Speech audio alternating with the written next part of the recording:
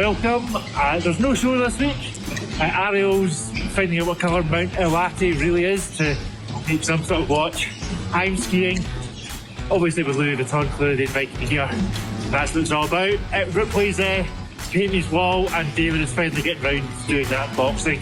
But in the meantime, our trusty editor Hayden is going to show you, instead of this week's aBlogtoWatch Weekly, something from the archive, don't know how recent or how old, from Ariel's podcast, Superlative. Enjoy. See you in a week's time. Bye-bye. Hi everyone, Hayden here. I am the producer and editor for aBlogtoWatch's podcast Superlative and aBlogtoWatch Weekly. Thank you for joining us this week. As Rick stated in the intro, we have a bit of a unique and different episode this week. So today I have put together a few segments from different conversations that Ariel had on Superlative. We have segments from his episodes with Jay Leno, Fred Savage, and George Bamford. We will have the links to the full episodes in the show notes and would greatly appreciate it if you could check out the full conversations. Let's go ahead and jump right into the first segment with Jay Leno. Hey everyone, Ariel Adams here with aBlogtoWatch. Welcome to a very special episode of Superlative, where I am in Jay Leno's garage. So, welcome. Jay doesn't need an introduction. Hopefully you know about all of his accolades, but we're going to talk about his interest in watches.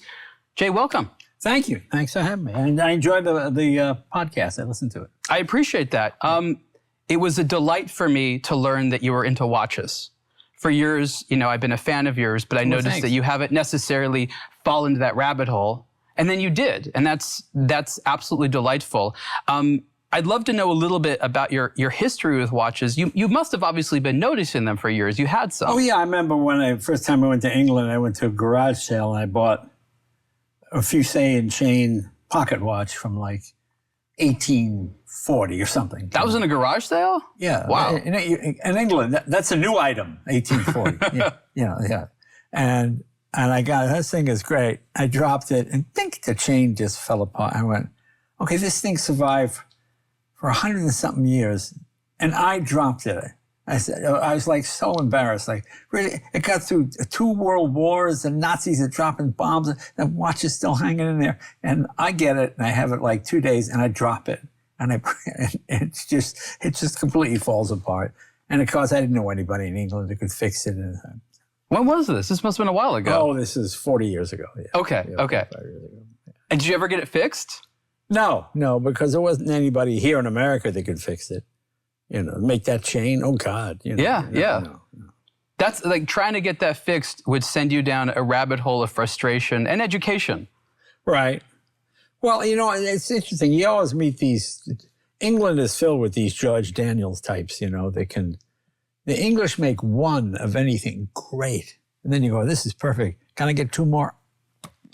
And they can't do it. It always makes me laugh. But, I like that about the English. They're a nation of scribes and they write everything down. And, Morgan owners wait 7 years to get the car after the order. And they shriek with delight when it comes in the year 2028, I mean, it's just very funny to me. It makes me laugh. So I like some of the English. I like Arnold and Son. I like all those. They make a great watch. That, was it Magna Luna? The one with the spinning orb? It actually has the moon, a marble. Yeah. Which to me, why nobody else thought of that? I thought that was great. So for years on some of your shows, you were wearing the Seiko Spartura, this particular one with the various subdials and things like that. And that was very, very distinctive. Well, it's interesting. That broke on me. I thought, well, how do I get this fixed? So I look it up, and in Japan, it's called the Jay Leno watch. I go, how did that happen? Really? Yeah, I guess since I was wearing it on my car show and on YouTube, people just noticed it and would comment on it. So I called Seiko, and they're very excited. Oh, Miss Leno, yes. Oh, okay. So then they rebuilt it. It's brand new. It's great. Boy, that's a fantastic. Seiko is really fascinating company. Absolutely. I mean, that Ashton watch, the solar one, it's not a quartz watch, so I'm not cheating. But the idea that it's good for 1 second a year, that's unbelievable to me. Whenever I take out my iPhone and I go to my atomic clock, wherever that is, and I look at that, secondhand is exactly in the same. It's stunning to me. It's amazing how accurate it is. Would you wear an atomic clock on your wrist? They actually make them. Oh, I know that with the cesium, whatever. Yeah. I remember seeing one of those. It'd be interesting. I imagine it's pretty bulky when I saw it. So I knew the guy that made the world's first one. Right. And he bought this, they call it a chip-sized cesium clock. It's not as accurate as the massive ones, but still for our purposes, thousands of years would need to go by before it deviates.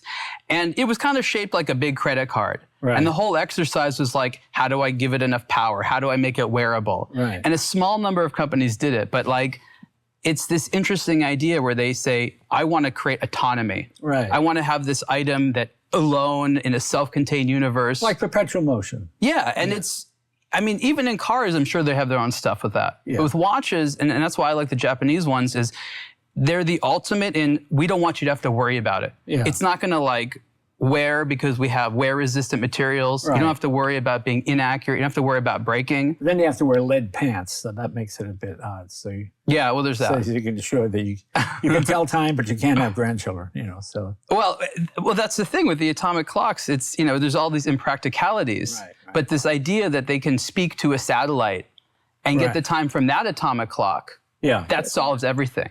It's pretty amazing. The technology. Well, the fascinating thing was, if you took every Sony watch in the world and then gave a copy to the rest of the world, and they all run their watches at the same time, it would not be enough electricity to light a 60-watt light bulb. That's Hundreds of millions of watches. That's how little electricity it needs. So that's pretty cool. So when people go to a smartwatch after that, they freak out. They're like, I have to charge it every day? Yeah. I Because know. it's That's terrible fun. with Yeah. electricity. When you were hosting The Tonight Show, did you have one watch you were wearing? Did you cycle through? I wore my Grand Revel, what is it, JLC? Yeah, is that a JLC? Okay. Yeah. That's a great watch. I still have it. Yeah, I love yeah, that thing. Never needs servicing, never had to do anything to it. Has an alarm, and it has it's kind of old school. It's a bit like a tuna fish can, but it's okay. But it's gold and it's nice looking. That was a great watch. I still have it. I take it out every now and then. Yeah. Did you ever notice that guests obviously wore things to impress people. Did you ever notice their watches? Yeah, a lot of times.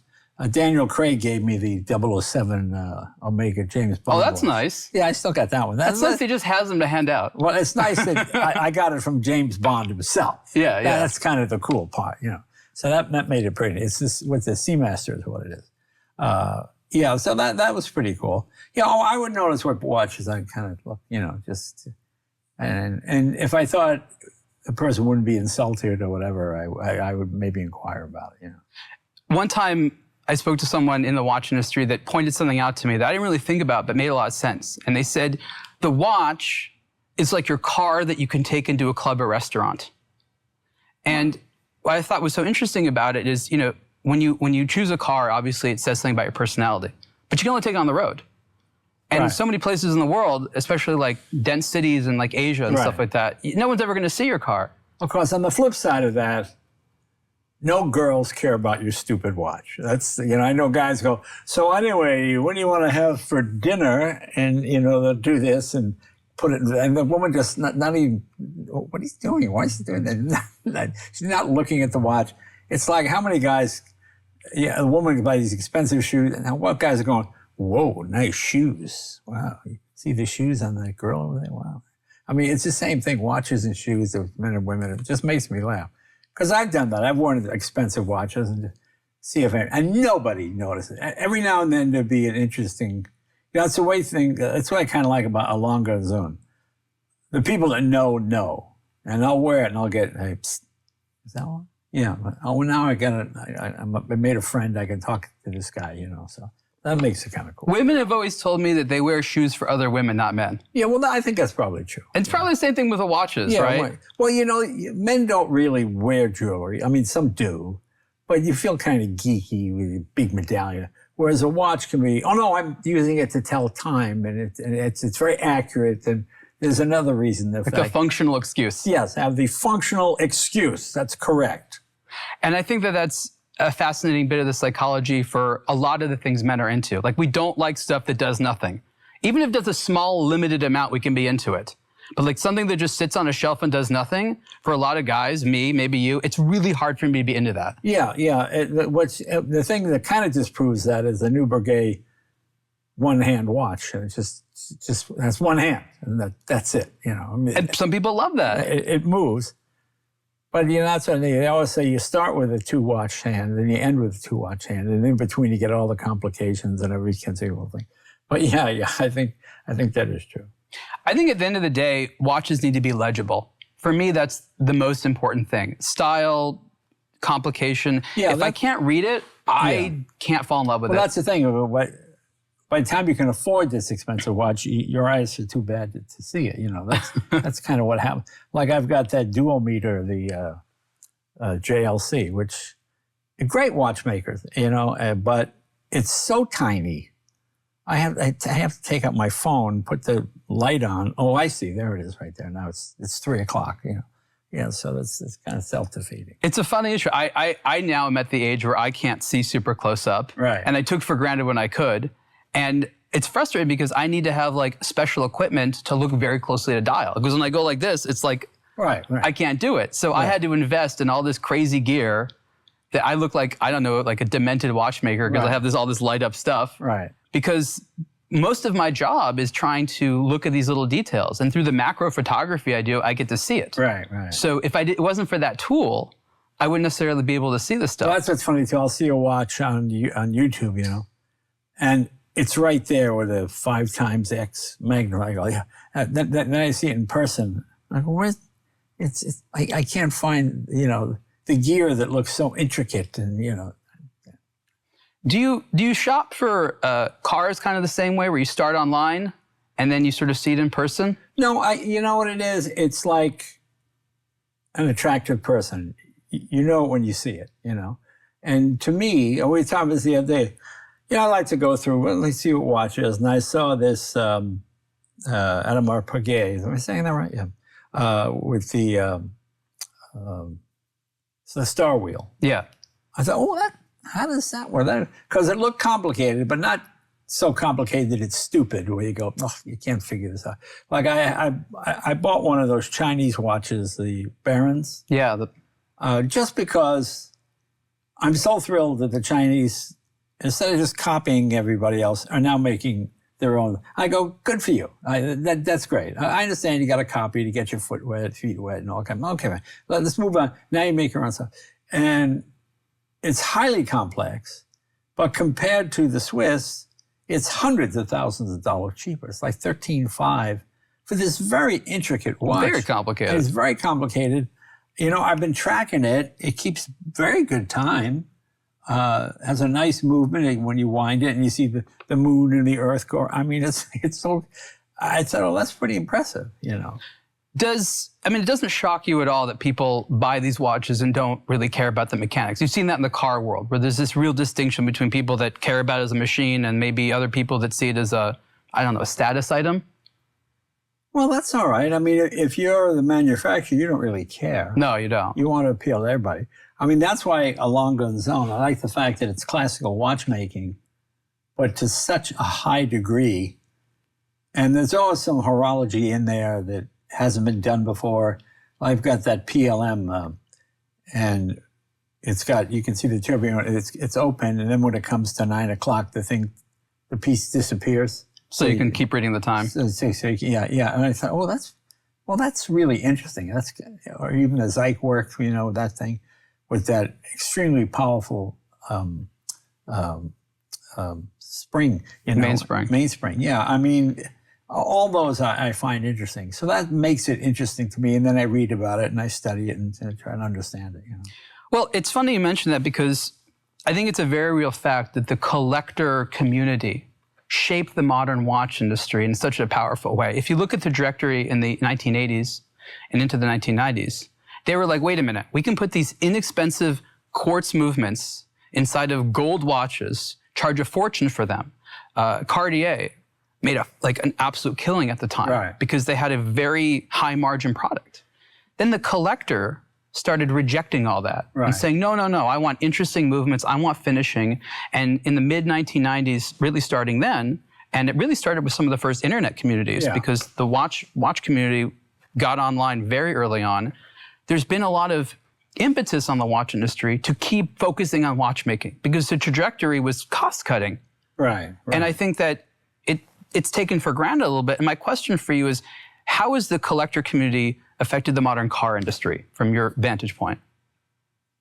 Oh, I don't know if it has really. The collector, I know guys that buy every supercar that comes out, but I don't know if they're collectors. I mean, to me, when you've had a car 30 years, I think it's safe to say you're a collector, and you learn about it. I mean, it's like quartz watches, more accurate, maintenance-free. Why would you not want this? Well, because you're not involved with it. Like my watches need me, When I go away for the weekend, I go, I hope for 8 o'clock, because my 36-hour power reserve is up, and I've got to get home to wind the way. I'm one of those people, I enjoy being owned by my possessions, because I feel like it gives me a purpose. As a kid, I saw that Twilight Zone. Remember where the grandfather will die if he doesn't wind the clock? You remember that? Yeah. Remember that one? So when I have a grandfather clock in the motorcycle room. When I walk by, I say, oh, jeez, I have to go in there and wind it because I'm going to die. So I'm so into that episode of the Twilight Zone. It just makes me laugh. But I'm kind of that way about all of them. I enjoy, with the longer I live, I like each click as I wind it. I find that just interesting, because now the watch needs me. It can't run unless I'm here to help. Like taking the is it the mouse that pulls the thing out of the lion's paw? It's the same type of thing. Yeah.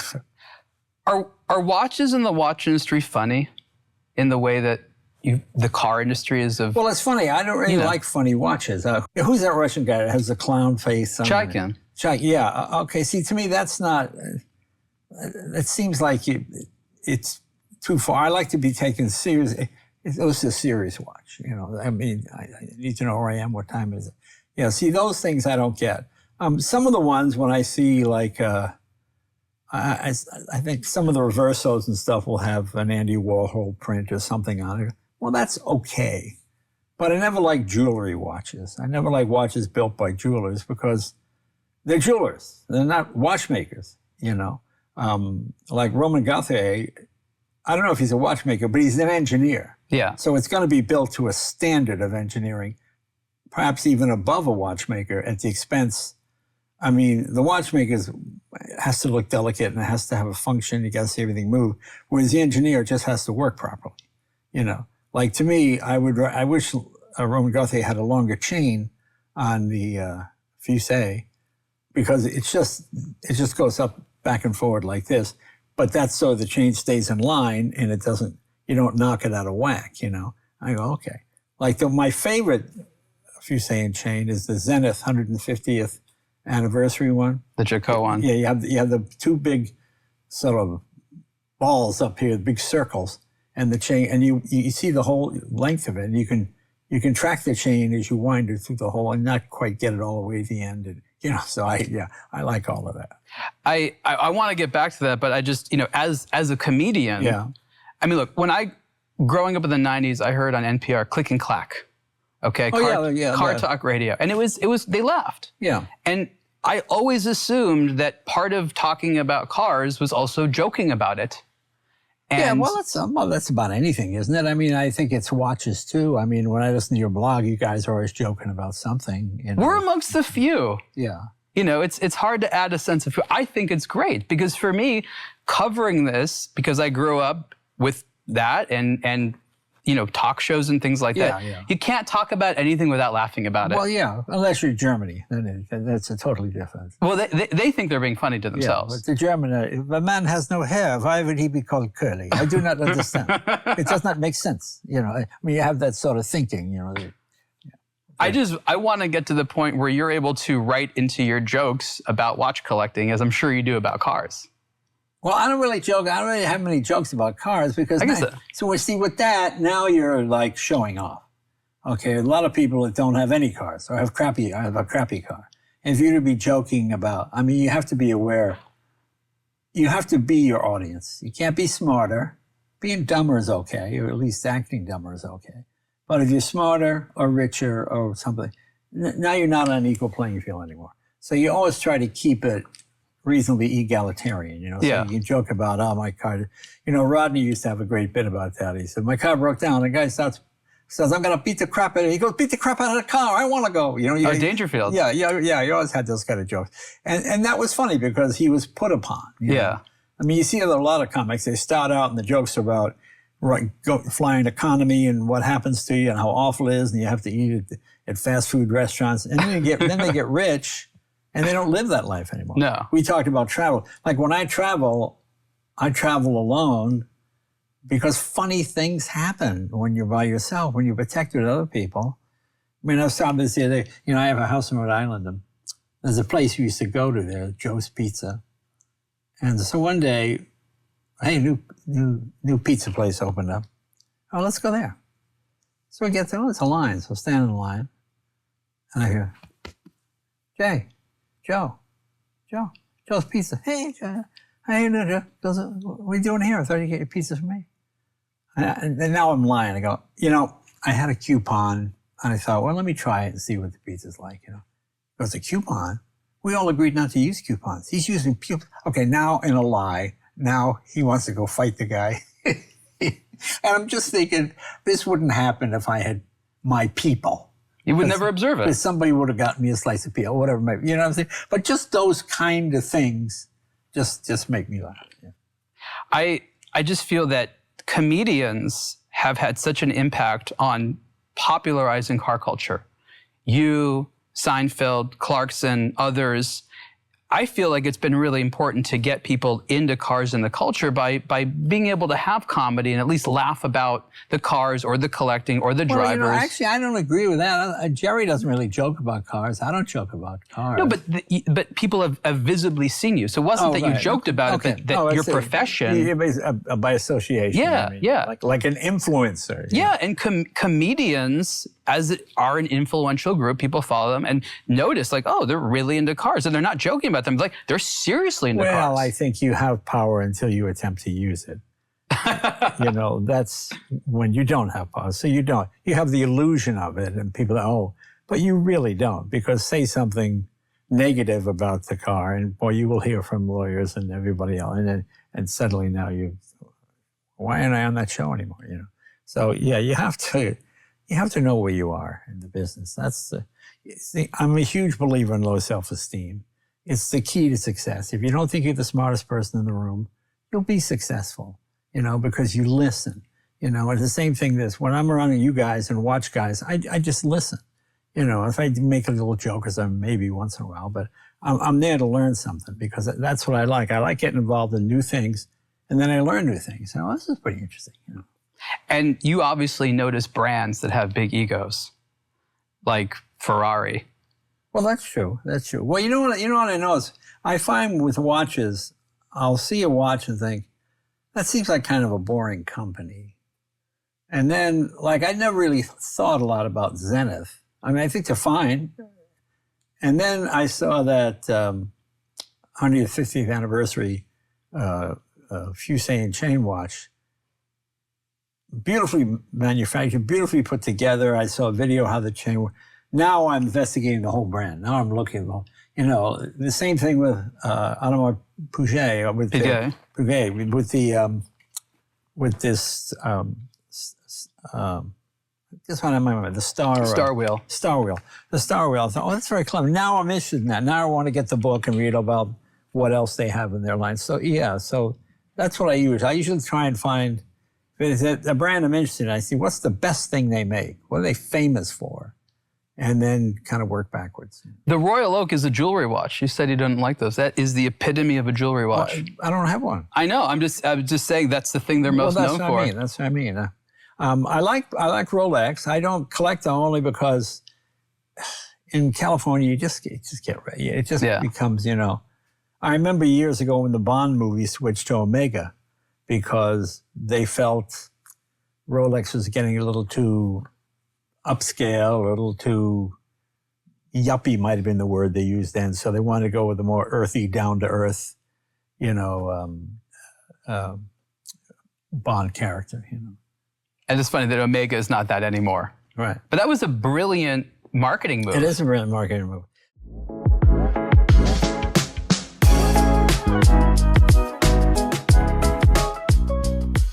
Hey everyone, Ariel Adams here with Superlative Podcast. Today on Superlative, I'm very proud to have a guest who I've known for most of my life, and now I know him personally, which is cool.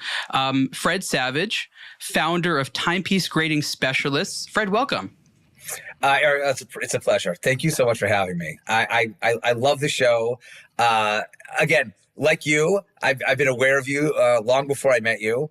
I'm thrilled to call you a friend, and I'm thrilled to be a guest. This is a pleasure for me. Thank you. So this experience reminds me of something which I've had multiple times over my sort of life as a hobbyist, and that is identifying that someone else in the world who is good at something you admire also shares your hobby, right? Like when you notice that there's someone else out there who's done something cool and they're also like a watch guy, that makes them a little bit better, doesn't it? 100%. And by the way, that's probably my favorite part about the watch world is how it makes bedfellows of just the strangest people. I'm in New York right now with my daughter, and we were walking around, and there's certain signifiers, or someone's wearing a certain watch, and not like a fancy or expensive watch, but someone's wearing a moon watch. You're like, oh, that guy knows watches. It's important to them, and you start talking, and it just makes it. It makes you kind of instant friends with such a wide variety of really, really interesting people, and that's honestly my favorite part of being in the world. I love it. It's an instant connector. I think, on a very basic level, it's kind of like sports, but if you're not into sports, right? It's an ability to take people who don't know each other, but now they have something in common, right? Yes. And it's nice you mentioned sports, because I think if watch people were into sports, we would have been those guys. But for whatever reason, different interests, lack of athleticism, whatever it is. Sports is not for everyone. Even if you're athletic, fandom is not for everyone. True.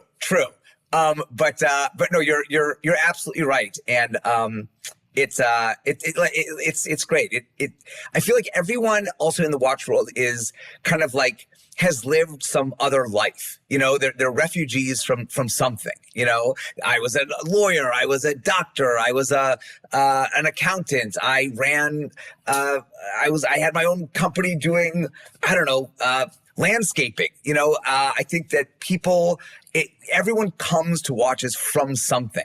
And they bring with them this whole host of experiences and interests and skill sets, and the common denominator is watches. And I just think it's been so cool. It's exposed me to some of my favorite people, most interesting people, and really, really fast friends. That cuts across everything. It cuts across age, geography, economic strata. Like it cuts across everything, and it makes fast, close friends. I think that what we're talking about is such an important and emerging topic that isn't really discussed, even though it's a thing, and that is identifying this whole pursuit as a hobby. And ever since I got into this, even though they used words like collectors, right?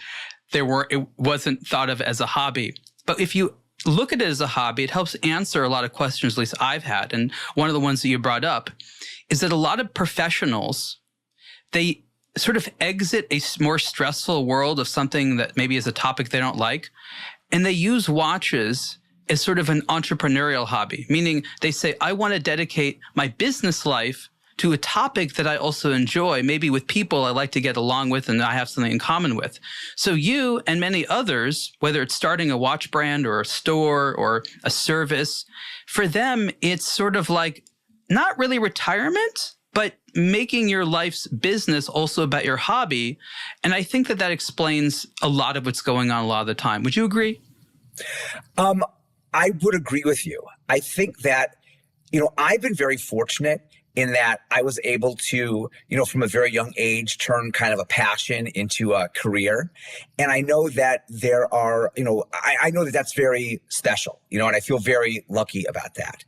And I think a lot of people, they get on a track, whether it's through school or through, family inertia or through necessity, but they get on a track, on a career or a business or a path that they might not be really excited about or passionate about, but they might be really good at it, or they might be really successful at it, or they might just be going through, through the day.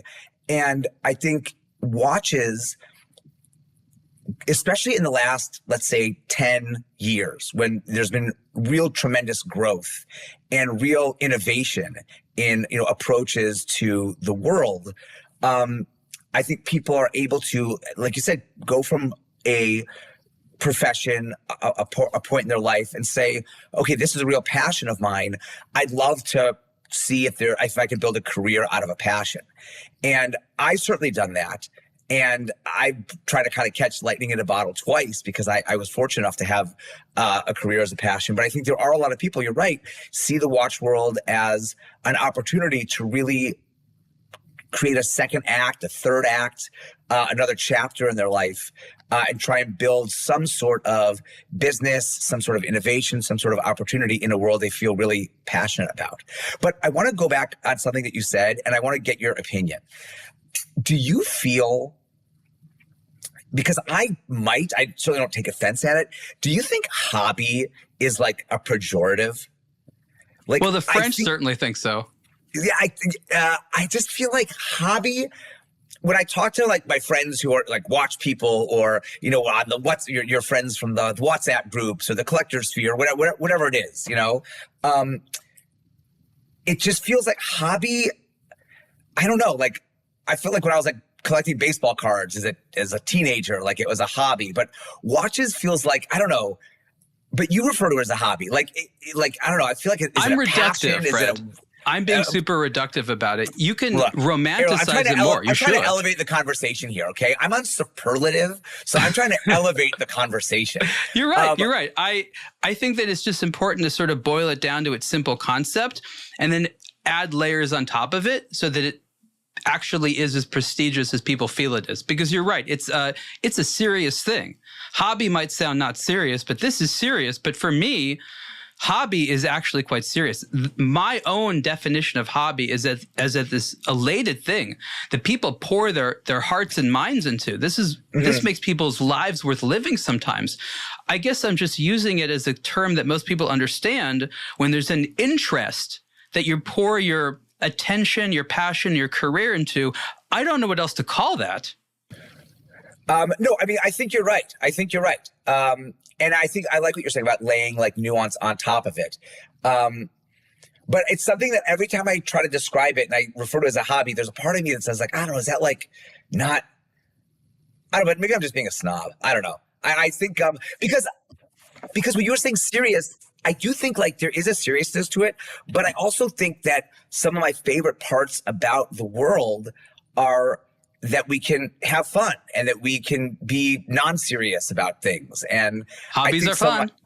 Hobbies are fun. I just got, and I think they do a great job of, walking the line between, fun and serious is a brand like Studio Underdog.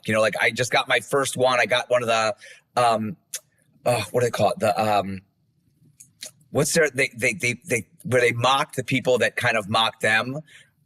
The unoriginals. They have the unoriginal line where they made a whole line of watches based off of a company that kind of copied them. And I just love that sense of humor. And so I was like, I want to be a part of that. So I think that it's serious, but there's also like a sense of humor to it, which I like.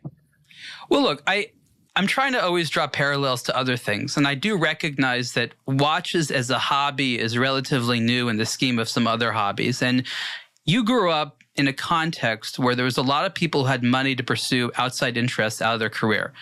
And you probably saw people pouring money in everything from cars, real estate, lavish lifestyles, fashion.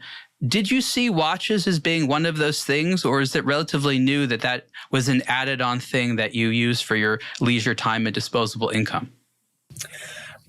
You know, I feel like I didn't really see watches become a serious, like, people were putting serious money behind them until, you know, probably the last 10 years or so.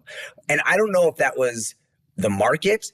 I don't know if that was just my age, because, you know, in my 20s and 30s, people weren't, you know, my friends and colleagues weren't, you know, spending serious money. They were buying their first house. You know, they were maybe starting to buy some art, but watches wasn't a place where people, at least in my world, were putting a lot of serious dollars. And serious dollars meaning, like, let's say, like, you know, 5 figures and up, you know. That wasn't until, like, I got older, like in my 40s. And again, I don't know if that's because of where the market was going or just that's where we were in our lives. But no, it was more recent. It was more recent. And until then, watches, you know, people were still buying watches and into watches. I certainly was. And it was very passion driven. It wasn't any less passionate, but the dollars weren't getting into that serious dollar amount. But for me, that's more like life. You know, I think that's more where I am in life. No, I actually think it's more new to North American culture. When I first started this industry, I started traveling a lot. And I noticed very early on that in Europe, but especially Asia, watch consumption was a so much more mature market. Your average person knew about brands. It was more a thing that young people are into. Growing up in the United States, there was a ton of things that we were told we wanted to buy when we had money, right? Like there was no shortage, but like a nice watch just wasn't one of those things much of the time. It was like, it was a gadget. It was cool. It was definitely part of culture, but it wasn't like, have you done well for yourself? Get the gold watch. Like that was more seen as something that we kind of almost made fun of as opposed to celebrated. Whereas in like much of Europe and especially Asia, like that was serious. Like you get that nice watch. Like how dare you skip that milestone? You know what I mean? I think you're right. I think you're right. And I think that you make a good point that there's no shortage of kind of totems of success or, you know, signifiers of having, you know, achieved a certain level in the States. But I also feel, and maybe this is just my family, but my dad was a big like value guy. My dad was not a big, like we you know, a big like big value, you know. Didn't spend really lavishly, and he had this pride. And my daughter still has this, but he would say to us, Fred, you see the alarm clock? You see the alarm clock? And he had this like digital alarm clock by his bed that also had like a tape deck, so you could be woken up by like an AM FM radio. Fancy. You could be woken up by fancy. I go, see that radio? He goes, I bought that clock radio. I don't know. He's like, I bought that 30 years ago, and this was like 10 years ago. I mean, he bought it in like the early 80s. He goes, still use it. Never needed another one. That's great.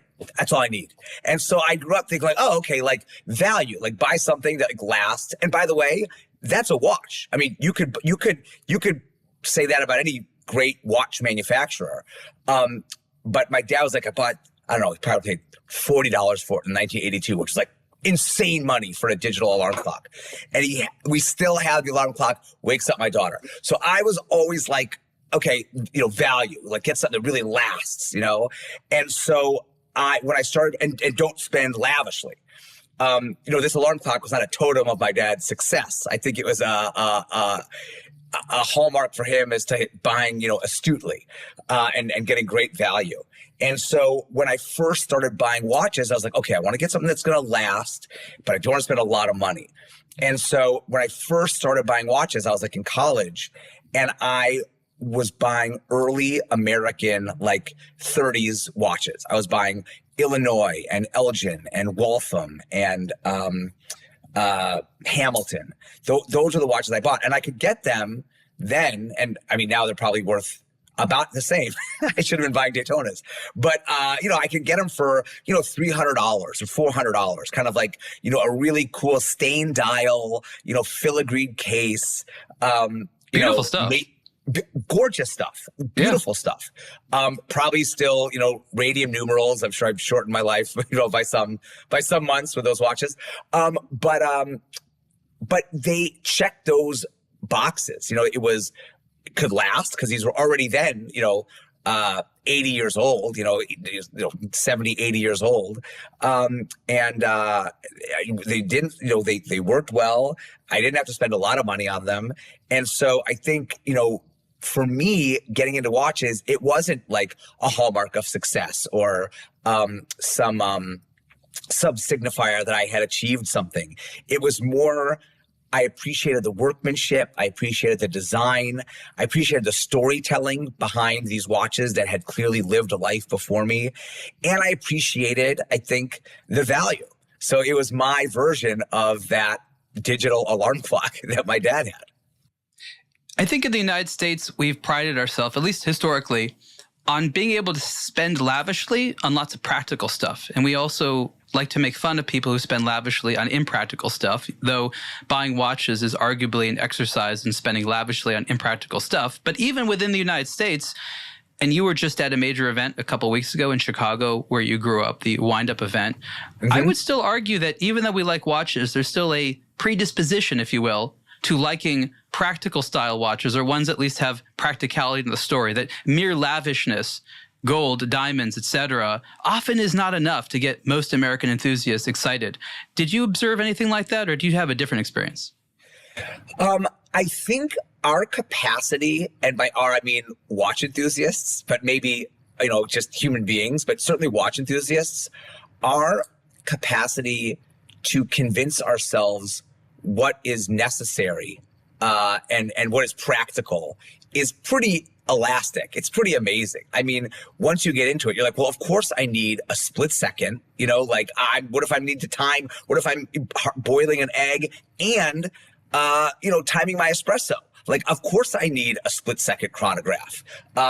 Obviously I'm going to need a flying tourbillon because, if I'm on the boat and we get lost and, what's going to happen? I need that. I need that. I like your justifications. Yeah, like I absolutely need a deep sea because I'm going to be in the Mariana Trench, maybe, and James Cameron's going to call on him and say, oh, no, I can't go because I'm not going to know the time. So I think our ability to justify... Rationalize. Yeah, to rationalize what's practical for our watches is pretty unparalleled. And so I think what's practical is very subjective. I think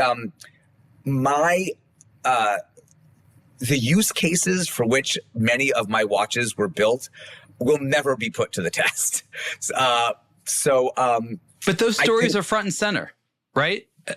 Going back historically, someone wearing a gold Rolex didn't need to have any justification other than it's a gold Rolex. Now we build these elaborate rationalization stories in our minds to justify an irrational purchase. But still, as you said, in our mind, it feels very rational. It feels very necessary. I'm around so many Gausses, maybe a million Gausses. And so, of course, how am I going to have a watch for that? I'm just surrounded by Gauss. It's everywhere. But yes. Yeah. But I think I do think that, and it's, especially, but also I think the impracticality of it is a signifier in and of itself for people just wearing a watch anyway. There used to be a real need for a watch. One of my favorite watches that I have is this really inexpensive Fremont, and it's a parking watch. Other people do them, but there's an alarm that has a 60 and 90, 120 minute with a little P. So, salesmen, I would imagine, can set their alarm and make sure they can run out and feed the meter, when they're going in for sales calls. I love the practicality of that. So useful. So useful. But now, so there was a use for all these things. But now, especially, with digital timekeeping and everyone with phones, there's really no need for a watch. There really isn't. And I think that anyone wearing a watch, and again, for me, the signifier isn't, oh, I've made it, I haven't, oh, I have resources, I don't have resources. I think anyone wearing a wristwatch, whatever it is, it's a signifier of, I appreciate timekeeping. I appreciate what it takes to make a watch, even if it's some digital Casio.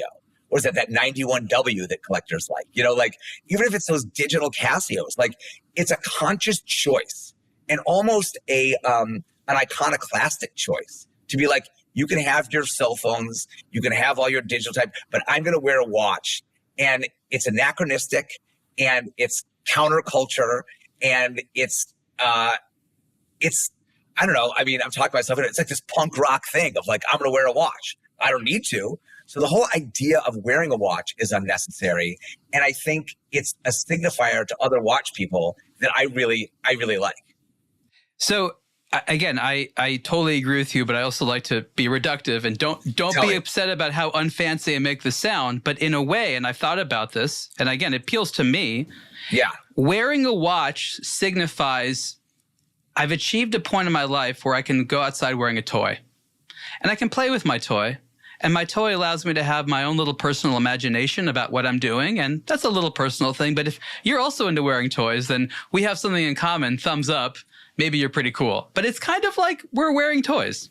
I think you're right. I think you're right. And I think, again, regardless of price point, you are kind of playing that role. I mean,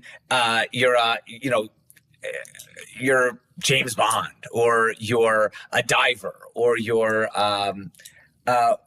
whatever that thing is. I mean, for me, I started wearing watches because I started working at a very young age, and I was always the youngest person in the room. And I think that there was part of me that felt like a grown-up wearing a watch, not a fancy watch. I wasn't wearing like, gold. Makes you seem responsible. It made me seem responsible. It made me feel grown up. So the toy, or like the part, that I was playing was, I was pretending to be a grown up. And I think that, I think you're right. I think when you put on a watch, it's a toy, and like any toy, it allows you to take on some different persona. And whether that's to be a grown-up, whether that's to be like our dad, whether that's to be, I'm a fancy businessman, even if you are, you're still kind of putting on the costume of a fancy businessman. And I think you're right. As an actor, do you think that you play those roles better? Meaning by wearing different watches that remind you of different scenarios or characters, do you think you have special skills to, I guess, enjoy the watch hobby, maybe even more than others? I wouldn't say that. I think we all come at it with and find an equal amount of love and enjoyment from our own experiences. But I do think that, and you see this more and more, and there's people who have brands committed almost exclusively to identifying watches, in film and television.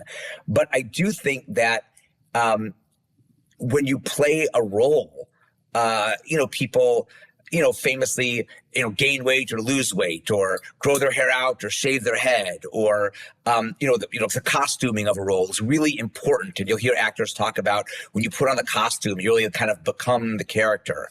And, I think a big part of that for me as an actor, and also as a director and a producer, is what's the watch? Like, that's such a part of the character. And whether someone is looking at the watches that actors or characters wear in movies and film and television or not, it's still a real signifier of character. And I think that's true, in the watches that you and I put on today when we leave the house, and it's certainly true when you're literally creating a character in entertainment. But I think to me, watches are a huge part of creating a character.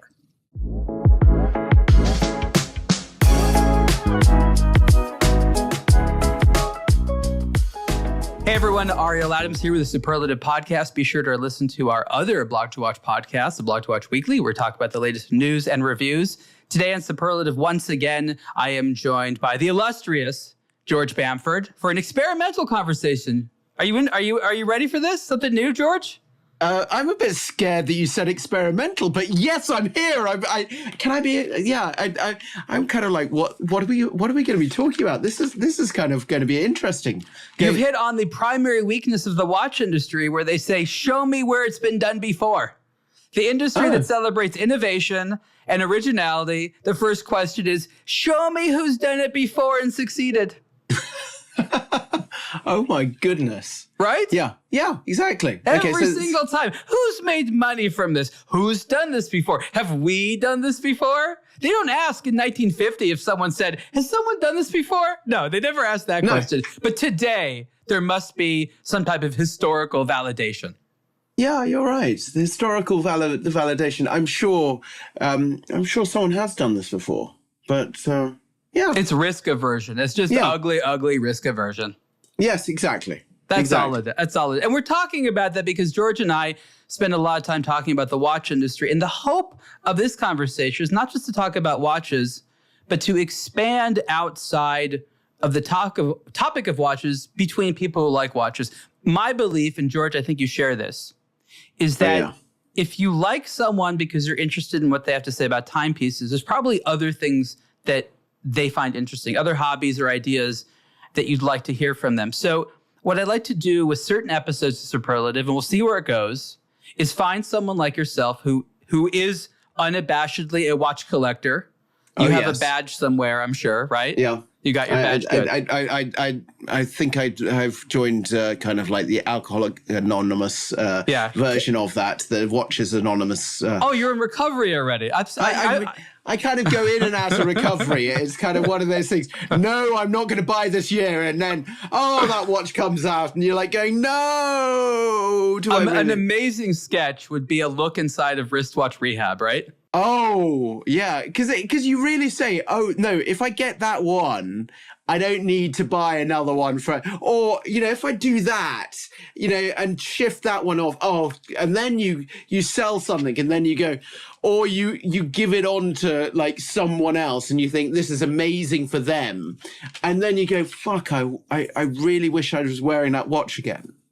Well, the compulsion to collect with us, I think is really what is the glue that binds all the collectors. I mean, I've talked to people on this show and otherwise who are fascinated by this classification, if you will, of collector, right? Oh, yeah. They see it as I don't know if it's a personality type or maybe like a mental disorder, right? It's somewhere in between, right? I think it's a mental disorder because I'm looking around my office at the moment and I've realized that I know we're talking about something else collecting, but I collect vintage Snoopies and I've got tons of toys of vintage Snoopy around my office. Everywhere there's a vintage Snoopy that I look. And you're like going, am I really that nuts? And then I'm like going, yeah, but it makes me smile. And it really comes down to that. But there's a certain compulsion where people, and maybe it's actually all people, maybe some people have just turned it into hobby, surround themselves with things that make them smile. But I think what's more interesting above and beyond merely decorating your home with things that make you smile is the hunt, the pursuit, the intellectualization, the searching, you know? And I have for a long time wanted to get inside of the minds of fellow watch lovers to figure out what else they're passionate about, what would I like to learn from them, because it's undeniable that this hobby is a friendship hobby now. It's a social hobby. But then you ask yourself, well, it's not like everyone likes cars gets along. Why is it people that like watches get along better than most other sort of hobbies? And I think a lot of it is because of a sort of shared sense of curiosity and wanting to collect versus all being into the same stuff. If anything, there's more we disagree on than perhaps we agree on the watch hobby, but it's the things that we agree on that make us feel less alone in a room together. Yeah, you're right on that. And I also would say is, you kind of, I don't know, I look at it and there is something quite good about the watch community because people take you down their own stories. With cars, it is, but it's a totally different story side. I mean, it is a totally different arc. And if you are, into race cars, you're into race cars. If you're into this, you're into this. But quite a lot of people that collect watches will appreciate everything from a G-Shock or a regular £15 Casio or $15 Casio all the way up to a Richard Mille. And people will appreciate every side of it. And they'll be appreciating vintage as well, because there is that that appreciation on every side, where sometimes with cars there is a, oh, you're this or you're that, or it's kind of like same with sort of bicycles. If you're a road bicyclist or a fixie or a mountain bike, you kind of don't mix. Yeah, I don't want to get along with those fixie people. It seems so impractical, so dangerous. I mean, what's wrong with you people? But that's proof in point. Proof in point. and that's the kind of thing where I'd say to you is, you're either a this or you're that, and that's where we are kind of like maybe it's from Watch World, but I think it's that kind of understanding and appreciating design and appreciating either movement or whatever it is. But you can really, if you can see a hobby really flourish in someone that can collect the most, I remember I had a friend of mine that only collects swatches. And it was his obsession to collect Swatch watches. And he had a room dedicated to Swatch watches. You mean the loudest room ever? Well, yeah, I mean, but every limited edition egg and all those different things. Well, because of how loud they tick. Yeah. That's my. Yeah. Oh, yeah. Sorry, I didn't. But it was one of those things, and it was a room, and he had everything on shelves and all the limited editions, and he took me in there. Now, I like Swatch as much as the other person. I grew up on Flick Flack, but I walked around there and I was like, wow, this is freaking cool. I wasn't the lover that I thought I was going to be, but you appreciate the design, the packaging, the engineering. And I think that's what we all do. Yeah, I mean, we could forever find permutations of we all appreciate this, we all appreciate that, and we'd be right, still kind of hovering around some core psychology that we might never get to or might never appreciate because it's too reptilian or something. But what's also funny is when the hobby attracts people who we don't necessarily want to be associated with. And we're just sort of musing about this guy in Los Angeles, a timepiece gentleman, I think his name's Anthony Farah, yes. Got several years in prison, deservedly so, right? But there's this weird feeling when there's like an immoral or criminal person that likes watches. I mean, I was just on TV and there was Putin, okay? And Putin's always been big with his watches, and he makes this big show where he takes his watch off, sticks it on the desk right in front of him. This is all on TV, right? To sign papers. Like he lays it down. What watch was it? It's I know that sounds strange, but I don't care about him signing papers. I'm like, what watch is he wearing? I forgot the name of it. It's a higher end brand produced by Raketa, so it's a Russian watch. Obviously, that's good. He used since the invasion of Ukraine, he stopped wearing anything but Russian watches. So he's been wearing this, but so it's made in Russia. He's very cognizant. Don't wear a Swiss watch, even though he loved his Blancpains for years and stuff like that. Known watch collector. But he sets it down on the table in a very specific way. Doesn't just plop it there. You could tell it's sort of a studied way he puts it down. And, he proceeds to, and what's also interesting is he's the rare person who's right-handed, but wears his watch on his right wrist, right? Wow. Like that's a rare thing to do. I'm weird because I'm left-handed and I wear my watch on my left wrist. So I'm equally low percentile like he am in a different way. And I'm watching this with my son. So that's the weirdest thing to wear. Yeah, because if you're right, right? So I'm like pointing it out. I'm like, this guy is, could be considered one of the 21st century's most evil dudes, according to a lot of people. And we all know. Super watch lover. I mean, you and I could nerd out with him about timepieces like anyone else and totally enjoy ourselves. Yeah. Be afraid for our lives the entire time. But you have to admit, criminals or good human beings, this hobby attracts them all. It does, and I would say. So you were talking about the person in LA, and whatever the case is, I said to you, I wished I'd met him, because at least you would have had a story of like, oh, I met him once. I never did, and I just read the story, and I'm like going, oh my God, how did it? And I felt sorry for everyone that was involved, but you almost feel like, you would have kind of, there's certain people, and I'm sure you and I have met loads of dodgy people in certain ways, but it's one of those things. This has been very public in the watch world. Yeah. What is it about this guy? Because there's been a lot of criminals in the retail space. This guy looked like he made a series of bad decisions, was overly optimistic, ended up as sort of a circle of lies. But it didn't begin with what I would call a planned criminal enterprise. Yeah. He took advantage of misplaced trust. He took advantage of a certain degree of hipness and popularity to sort of the watch flipping thing he was in. He was mostly a parasite, right? Where others would have said, let's have a symbiotic relationship. He says, nah, I'm just going to steal from you and hope down the line to be able to pay you back. He's really guilty of lying and really, really bad decisions. But why is it that he's captured the attention? People talk about this guy a lot, whereas I think there's comparatively maybe less discussion of the other criminals. Like, you tell me, why is this guy captured so much of the imagination? I don't know. And that's what when I read the articles, I'm like, oh, okay.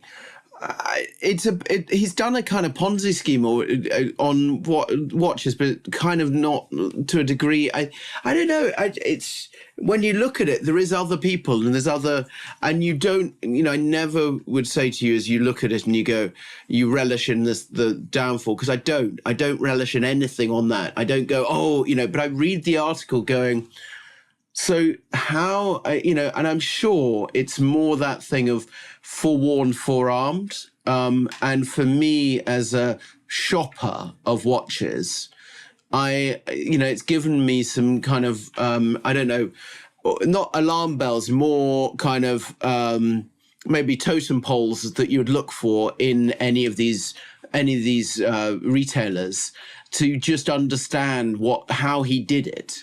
That for me he operated similarly to many people who are not criminals, but simply act with more responsibility. For example, not selling someone else's watch to pay off a debt, right? Yeah.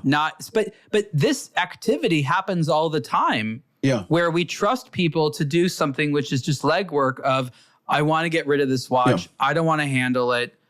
You're talking to people all day long. Like, guys like this operate all the time, and most of them also auction are houses ethical. as well. Auction. But I know you're umming and ahhing, but you consign watches to auction houses. If you look at it, that's one of the things they'll say. Hey, this is the price. You will say to I don't know, any retailer that's doing vintage. They'll go, do you want money now, or would you like to do on consignment, and we can see if we can get a bit more, and we'll split split the upside. And I think so. You go, and there's been multiple times where I've done that. I've quietly got rid of this watch or that watch, and the guys are like, what do you want to do? Do you want the cash now, or would you like this? This is a buy it price, or here's a kind of consignment price. So when working with these individuals, and I think this goes into how to trust these folks, what do you look for in terms of signs to not trust them? Well, that's the thing, is when you look at this gentleman, quite a lot of those signs I would have thought that he was legit. Why? Because, the LA store, there was a few things where you would have gone, too young, too confident, too fast. Those are all warning signs. Yeah, okay, I understand that. But let's say, I don't know, let's yeah, I'm one of those that probably, if I got introduced and someone said, yeah, he's the best at selling, and he's a street fighter for this, and and he's the one that could make them. I probably would have. I would have been, I would have gone, yeah, okay, I'll try him with one. Is selling watches that hard and unpleasant? Sometimes. Yeah. That's what I tell people. Consider it like a marriage. So like this last several years of like investor this, investor that, I'm like, buying watches is fun. Selling them sucks. Oh, and it is one of those things that's, but saying that, like I brought a watch recently, and I was just like, and I dealt with a new dealer, and it was so seamless. It was so, but the thing is, if I was selling it back to him, I think it would be the opposite. I think, and that was the interesting thing. Some of them, it's absolutely amazing. I dealt with a Japanese dealer last year, and it was the nicest experience ever. And you even mean buying a watch? Buying a watch? No, but Okay. even recently, so I brought it last year. Before Christmas, the Japanese dealer said, if you want to sell it back to me anytime, this is what I'd buy it for now. And then I'll keep in touch with you. Now, that's the first ever time a dealer's gone, that's and it's not it's a Seiko watch and it's not a fortune, but it was a really great experience. And even down to how it came and everything, I was just like, it's a joy. And that's what you said about sometimes it's a pain in the ass when you're trying to jettison something, or, when something is not 100% correct, there is this kind of scorched earth around you. You don't know what you're talking about, or you don't. And I think that sometimes, so you have this duality in your mind. It's funny because this enters the sort of being able to judge an object versus being able to judge people.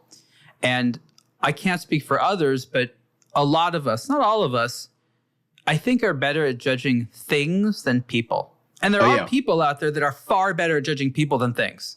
Oh, yeah. And they have other advantages, right? Like call that my wife versus me. I'm the worst judge of people and objects. I'm very, very good. My wife is the best judge of character. And so, yeah. In an ideal situation, you're paired up with someone that complements your weakness, right? Yeah. Like that's the ideal situation. That's my ideal situation now. But I think it's important to recognize that just because you're really good at looking at the technical specifications and the design merits of a tool, a person can deceive. A machine can't deceive you. There's no lies, right? It's either steal or it isn't, right? Yeah. I mean, there's fakes and things like that. But at the end of the day, the item's the item. People can mess with you. They can adjust course real fast. They can provide evidence which is misleading. And as people that like to investigate and study, I wonder if there's ever a solution to that, right? Because the people that sort of get people well, it's not like it doesn't seem to be as an outcome of studying them and being like, oh, that's what they're statistically likely to do. It's like they're reading into something else. And I wonder if our brains are just either or. Like we're going to be watch nerds or people nerds, but not both. Yeah, probably, actually. You're totally right. It's, actually, that is right. Yeah. Because I'm crap on the judgment on that side. Look, I mean, you acknowledge that there's folks of us out there that are so curious about this shared passion we have and this propensity, this rare propensity for watches to allow grown adult males to form friendships. Oh yeah, they can't stop thinking about what's magical or special about this hobby, because it's not the same with alcohol or tobacco, because there's something about an intoxicant that. It's just like there's a difference between like we all like getting messed up together versus we all like to study this topic and exchange notes. Yeah, it is that. It's kind of like, when I said to you about Seiko, I've gone down a rabbit hole, rabbit warren, rabbit everything on discovery of Seiko, and I've only scratched the surface, and that's the weirdest thing is that I didn't even look at them before, and now I'm just obsessed. I'm like, why didn't you look at them? Because I don't know. I was a G-Shock person, and so for me that was, and Casio, and I was that side, and and then I don't know. I went and discovered Seiko, and I was just like, the history, the design, the everything about it, that everyone's going to go on this and go, you're an idiot, George. But it wasn't that I was an idiot at the time. I just probably turned my nose up a little bit. Well, there's a tendency on the Swiss side for it to be like brand versus brand. Yeah. And the reality is, it's not like Casio or Seiko or Citizen are like better. You can't rank them. They're all cool. They've done some redundant things. They've done some unique things. But I've studied these three companies extensively, more than other people, and I never rank them. I never even thought to rank them. I have my preferences. I have things I like more than others. There's decisions that I can agree with more or less. But like each of those companies has undeniably done awesome things that merit specific attention. But you go into something like the Seiko 5s, and you go into some, and you just, Anyway, I said to you I wasn't going to talk much about watches, but what I would say... You kind of like watches, George. I do like watches. And that's the thing is, I think to myself is this discovery. I love the idea of dial combinations, case combinations, things like bullheads. And just, I look at even Breitling and their bullhead. And then when you go through the different bullheads, I look at all these watches and I go, I like when someone is pushing the envelope. And Seiko, and this is, mea culpa, is I kept on looking over them and I shouldn't have. And a year and a half ago, I sipped the Kool-Aid of Seiko and I fell in love with Seiko, and I just am like, and, I wear Seiko a lot. I think that they did push the envelope. They pushed the envelope of digital. They pushed the envelope on some of these case designs, dialed colors. And the limited edition nature was already embedded in this brand. Thank you all for checking out this week's episode of A Blog to Watch Weekly, where we were able to revisit some conversations that Ariel had on Superlative with a few really great guests. Again, the links to the episodes will be in the show notes, and we will see you all again next week for new episodes of Superlative and A Blog to Watch Weekly. Thank you again.